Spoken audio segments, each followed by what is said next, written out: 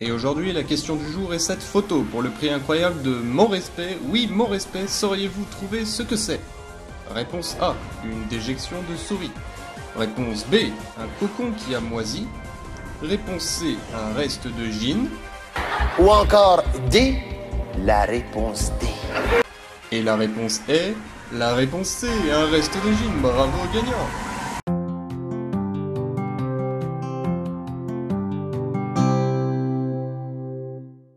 Bonjour à tous et bienvenue dans l'épisode 3 de l'expérience avec les Lasius Niger. Comme vous avez pu subtilement le remarquer, une des gins est décédée.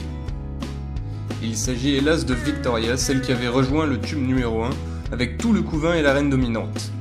Il y a eu tout d'abord quelques jours d'entente, les gins se léchaient entre elles, les deux reines recevaient de la nourriture par trophalaxie et tout se passait bien.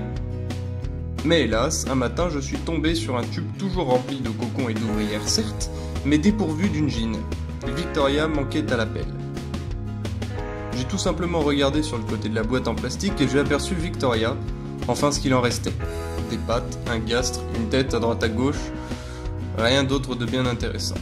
La pauvre gin s'est faite découper en plein milieu de la nuit, mettant définitivement fin à cette pléométrose. Pour rappel, les Lasius niger étant une espèce monogyne stricte, même si une deuxième gin la rejoint et même si elles fondent ensemble, cette alliance ne sera que temporaire. Alors oui, certes, cela peut durer plusieurs semaines, voire plusieurs mois, on appelle ça une polygynie primaire. Forcément, au bout d'un moment, il n'en restera qu'une seule. Sinon, ce n'est pas la seule nouvelle qui a eu lieu ces derniers jours. Tout d'abord, la gin du tube numéro 4 a pondu de nouveau.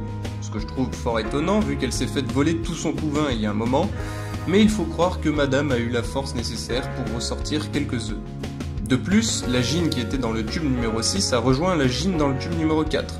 Pourquoi me direz-vous? Eh bien j'ai deux hypothèses à ce propos. Hypothèse numéro 1, ce n'est pas une coïncidence que la gin numéro 6 se soit déplacée quelques jours après que la numéro 4 ait pondu. Par je ne sais quel moyen, numéro 6 aurait senti les œufs fraîchement pondus et aurait décidé de rejoindre numéro 4 afin d'avoir une chance de survie plus élevée. Encore une fois, c'est qu'une hypothèse. Ma deuxième hypothèse, c'est que c'est complètement une coïncidence avec les œufs fraîchement pondus et la pléométrose tardive entre les deux gins. Elles se sont juste rejointes afin de se protéger un maximum et tenter de survivre au mieux. Si vous avez d'autres suggestions ou d'autres hypothèses, n'hésitez pas à les mettre dans les commentaires, ça m'intéresse beaucoup.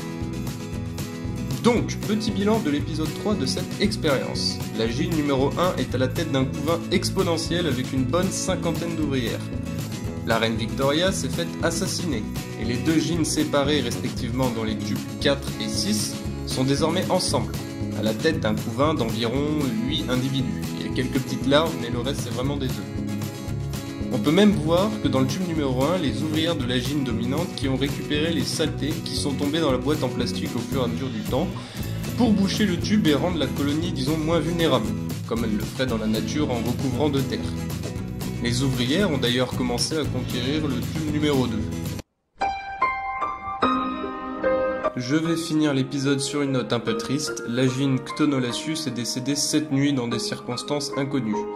Comme je n'en ai pas d'autres, je suis dans le regret de vous annoncer que j'arrête le suivi d'élevage des Ctonolasius, que je trouvais vraiment intéressant à vous montrer, mais bon, c'est la vie.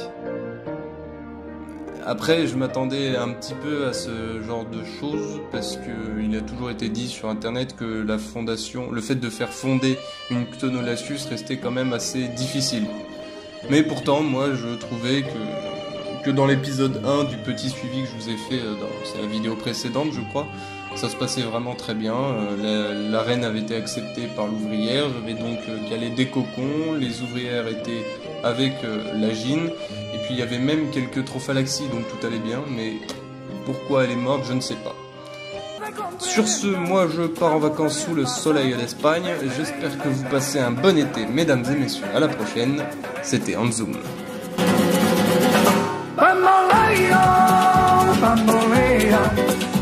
Porque mi vida yo la prefiero vivir así. Cuando leí